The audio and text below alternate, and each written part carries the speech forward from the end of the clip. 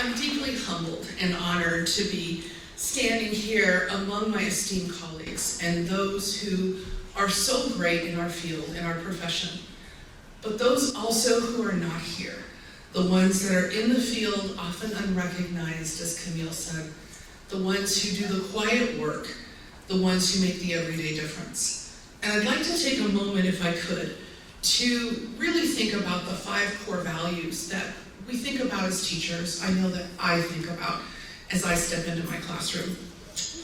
Although it may sound a bit cliche, I fully believe that carpe diem is something that's incredibly important.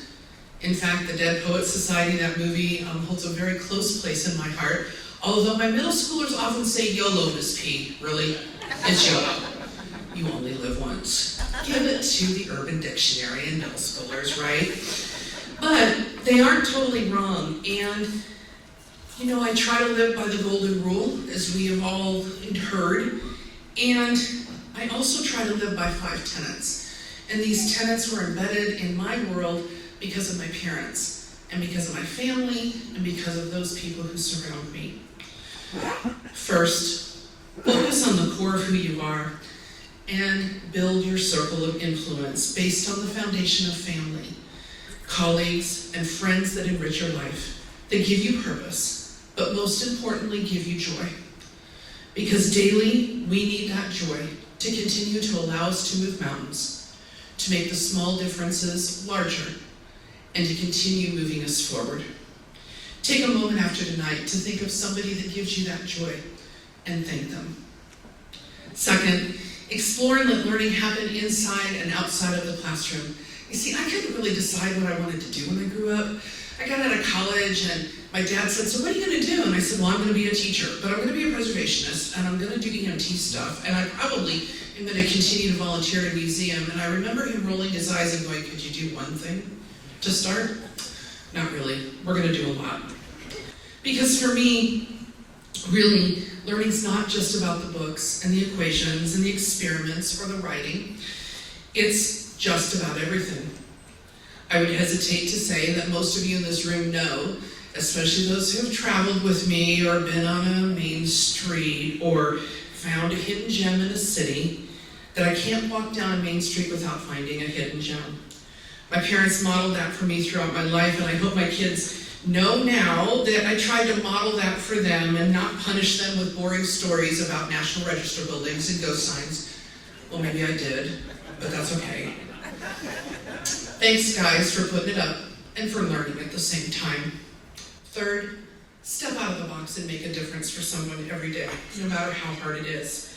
Many days it's easy to see the good in our world, and it's easy to see the dark. Many days it's incredibly difficult, and we know that we're human and need to take time to pause and look for the good. As many say, and many quotes are out there, try and look through the darkness for the light. But I'm asking you today, commit. Be the positive for somebody else. After all, every small difference can be a gesture that makes a difference. I knew this because I'm one of those weird teachers that loves bus duty. I enjoy my morning bus duty, especially in the drive lane, although I'm a little wider than most and I wear an orange vest and I probably am a target for most. Coming through the drive lane, I get to see every student as they walk across the crosswalk. I get to see the parents and wave. I get to say, move, stay there. But I've had many days where people have come up and growled, and then we've waved and said good morning, and then drive away with a smile. But I have to say, the day that I remember was when I had a student pull up. One of my first students. And he grinned and said, Miss P, I've got to talk to you. Can I please talk to you? I'm like, move, you can't sit here. You've got to go somewhere else. He pulls around, he comes into the parking lot, and he gets out, and he impatiently waits at the crosswalk. And when I looked again, I realized it was Jamal. And the reason he was there was to tell me that he had made it out of the inner city. We had worked hard, and I'd always told Jamal, you know, you really don't want to be known by me on the first 2 days of school. And if you're a middle school teacher, you know exactly what I mean by that, Tim. You don't want the teacher to know your full name the first 2 days of school. But Jamal did, along with his cohort in crime at the back fifth table with all their little, bright colored Macintoshes at that time. And yet, I told Jamal, reach for excellence, reach for your dream, and make it happen. And he did. And that day he told me that he reached his dream and he brought his 3 kids so that they could be in the school where I taught. And I am so excited because next year I get the 3rd one. I've had both. But it made me pause for a moment and realize that I never singled Jamal out, except to maybe give him a hard time every once in a while about not pushing in his chair or stealing a mouse ball out of the mouse or, doing something a little goofy. But he came back, and when I received this award and this honor, he stopped the bus lane again. He got out of the car without permission. Jeez. And he walked up and gave me a hug in the middle of the drive lane, and he said, "Hey, Miss P, you did it. Thank you. And thanks for what you give my kids."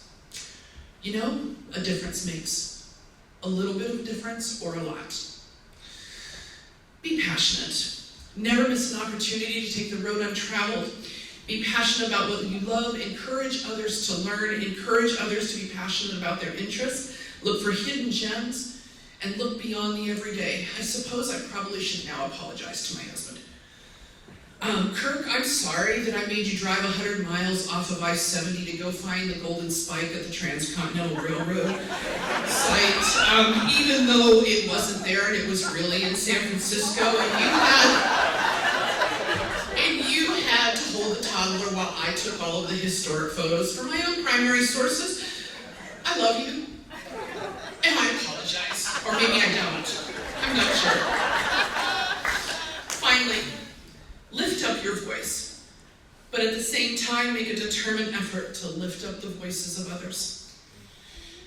As a social studies teacher, I cannot leave today without saying, in a time when we are seeing a systematic dismantling of our humanities, educational, and scientific institutions, we need to bring our collective voice to the table and encourage others to do so as well. It's up to us to ensure that every single student sees themselves in the classroom, that they see themselves in their community, that we preserve our collective and deeply diverse heritage in the United States, protect our public lands and national parks, our research and health institutions, the agency that care for those that need us every day, and those that care for our elders who share their wisdom for the next generations. Do we need change?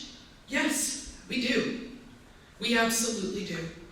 But it's up to us to ensure that we're working together and not separately for the change we want to see in our country. And now is the time, because it's the 250th anniversary next year of our country. Our founding fathers celebrated us, celebrated our diversity, and wanted a future that was more beautiful than they could imagine at that moment. We need to ensure that we lead the change, and teachers, we've got this. We need to step up and make it happen. Mom, thank you for coming to America from Canada. Thanks for being naturalized, letting Dad run you off the road, meeting him and marrying him. I know that was a little rough once in a while. But raising three kids with the ideas of gratitude, faith, and service to others, along with patriotism, at the forefront of our family. To my family, thank you for your endless support, your willingness to be voluntold on so many occasions, and joining in the learning and exploration together. And to my geeks, to my musketeers, to my colleagues, to my cohort, to my family, and to all of you here in Emporia, I truly hope that someday I can be truly worthy of this recognition and continue to lift up this organization. It's my mission to do so. It's my honor to be here, and I thank you from the bottom of my heart.